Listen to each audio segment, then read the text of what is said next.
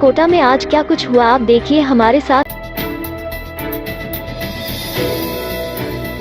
रिश्वत के एक 20 साल पुराने मामले में एसीबी कोर्ट के न्यायाधीश अश्वनी शर्मा ने आरोपी दादाबाड़ी थाने के तत्कालीन एएसआई को दोषी करार देते हुए 3 साल के कठोर कारावास की सजा सुनाई और आरोपी तत्कालीन एएसआई सत्यनारायण यादव को 30,000 रुपए के अर्थदंड से भी दंडित किया है।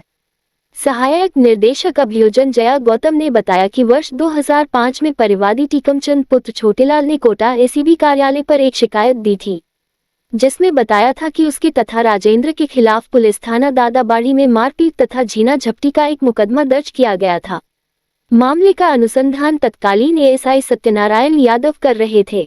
अनुसंधान के दौरान एएसआई ने उससे से एक और आरोपी को गिरफ्तार न करने तथा कार को जब्त न करने की एवज में 2,000 रुपए की रिश्वत की मांग की थी। अब वह सत्यनारायण यादव को रिश्वत देना नहीं चाहता है और पकड़वाना चाह रहा है। इस पर एसीबी ने कार्रवाई करते हुए रिश्वत का सत्यापन करवाया था और रिश्वत की मांग सत्य पाए जाने पर आरोपी एएसआई को एसीबी टीम ने 1,000 रुपए की रिश्वत लेते गिरफ्तार किया था। मामले में अनुसंधान के बाद ब्यूरो ने आरोपी को दोषी मानते हुए न्यायालय में जून 2006 को चालान पेश किया था। उन्होंने बताया कि मामले में अभियोजन पक्ष की ओर से 13 गवाहों के बयान करवाए गए। न्यायाधीश ने दोनों पक्षों की सुनने के बाद आरोपी तत्कालीन एएसआई सत्यनारायण यादव को 3 साल के कठोर कारावास व 30,000 के अर्थदंड से दंडित किया है।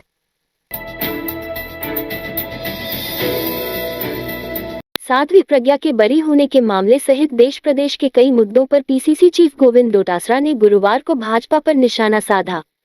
पीसीसी में मीडिया से बात करते हुए डोटासरा ने कहा कि साध्वी प्रज्ञा के पक्ष में कोर्ट के फैसले को भगवा और देश की जीत बताना गलत है। अगर साध्वी प्रज्ञा की जगह कोई अल्पसंख्यक वर्ग से जुड़ा व्यक्ति होता तो क्या भाजपा के नेताओं के बयान तब भी यही होते? कोर्ट के फैसले पर तो मैं नहीं जाऊंगा, लेकिन मैं इतना ही कहूंगा कि अदालत भी इन्हीं की है, यही फैसला सुनाने वाले हैं। इस पर हम क्या टिप्पणी कर सकते हैं? हमें तो तकलीफ हो रही है कि भाजपा सरकार उदयपुर के कन्हैयालाल हत्याकांड के आरोपियों को 3 साल के बाद भी सजा नहीं दिला पाई। हमारी पुलिस ने हत्याकांड के आरोपियों को 4 घंटे बाद ही गिरफ्तार कर लिया था, लेकिन उसके बाद ये केस एनआईए ने अपने हाथ में ले लिया कि उन्हें राजस्थान पुलिस पर भरोसा नहीं है। लेकिन अब तक 3 साल गुजर जाने के बाद भी भाजपा सरकार आरोपियों को सजा नहीं दिला पाई। इन्होंने केवल कांग्रेस सरकार को बदनाम करने और धार्मिक ध्रुवीकरण के आधार पर लोगों के वोट ले लिए, लेकिन कन्हैया के परिवार आज भी इंसाफ के लिए इंतजार कर रहा है। सरकार कन्हैयालाल हत्याकांड के आरोपियों को सजा दिलाए। अमेरिका की ओर से भारत पर 25% टैरिफ लगाने पर कहा कि डोनाल्ड ट्रंप पीएम मोदी को तोहफा दे रहे हैं। अगर मोदी ट्रंप का नाम ले लेते तो पता नहीं क्या होता। अमेरिका कह रहा है कि भारत को पाकिस्तान से तेल लेना पड़ेगा। इससे शर्मनाक बात देश के लिए कुछ और नहीं हो सकती है।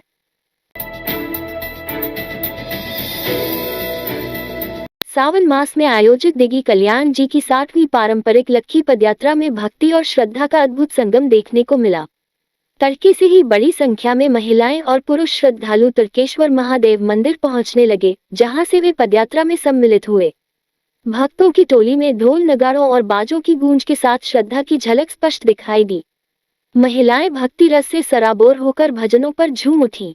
बाजे छे कल्याण धनी के बाजा जैसे भक्ति गीतों की धुन पर महिलाएं नृत्य करती रहीं, जिससे वातावरण पूरी तरह भक्ति में रंग गया।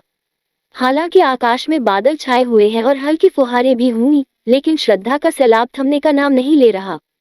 श्रद्धालु पग पग पर दंडवत करते हुए पदयात्रा में आगे बढ़ रहे हैं। पदयात्रा के संयोजक श्री जी ने बताया कि पूरे मार्ग में यात्रियों के लिए ठहरने, जलपान और प्राथमिक चिकित्सा जैसी आवश्यक व्यवस्थाएं सुनिश्चित कर दी गई हैं।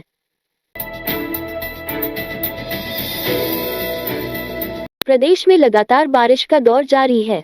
जयपुर में अच्छी बारिश होने से जल स्रोत पानी से लबालब हो रहे हैं। बारिश के कारण आमेर सागर भी पानी से भर गया है। सागर झील को देखने के लिए अब लोग भी पहुंच रहे हैं। सागर के जलस्तर में लगातार बढ़ोतरी हो रही है। सागर की पहाड़ियों से झरना भी लगातार बह रहा है। सागर में लगातार पानी की आवक हो रही है।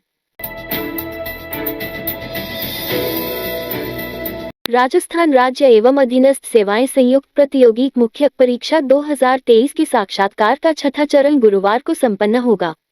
छठा चरण पूरा होने के साथ ही कुल 2191 अभ्यर्थियों में से 1372 अभ्यर्थियों के साक्षात्कार हो जाएंगे और 819 अभ्यर्थियों के साक्षात्कार शेष रहेंगे।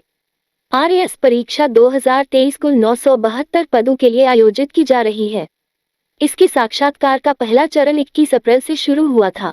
इसके छठे चरण के साक्षात्कार गुरुवार को संपन्न होंगे। आरएएस परीक्षा 2023 में 2191 अभ्यर्थियों के साक्षात्कार होने हैं। छठा चरण पूरा होने पर 2191 अभ्यर्थियों के साक्षात्कार पूरे हो जाएंगे। अब 819 अभ्यर्थियों के साक्षात्कार होना शेष है। सातवें चरण के साक्षात्कार 4 अगस्त से 21 अगस्त तक आयोजित किए जाएंगे। इस रात की सुबह नहीं होती जब तक हाथ में उसकी गर्माहट नहीं होती। चाय का प्याला, अखबार साथ पुराना है, मिट्टी से जोड़ता है। खबरों की खुशबू से सारा घर महकता है। हर रंग में ढला कहानियों से किस्सों तक ले जाता है बेरोक टोक। देश के हर हिस्से तक ये हकीकत का आईना है। ख्वाबों को सच करके दिखाता है। दैनिक नवज्योति, आपके लिए, आपके साथ। ये थे आज के मुख्य समाचार। विस्तार से जानने के लिए पढ़ते रहिए दैनिक नवज्योति। दैनिक नवज्योति के YouTube चैनल को सब्सक्राइब करें और ताज़ा अपडेट के लिए बेल आइकॉन दबाएं।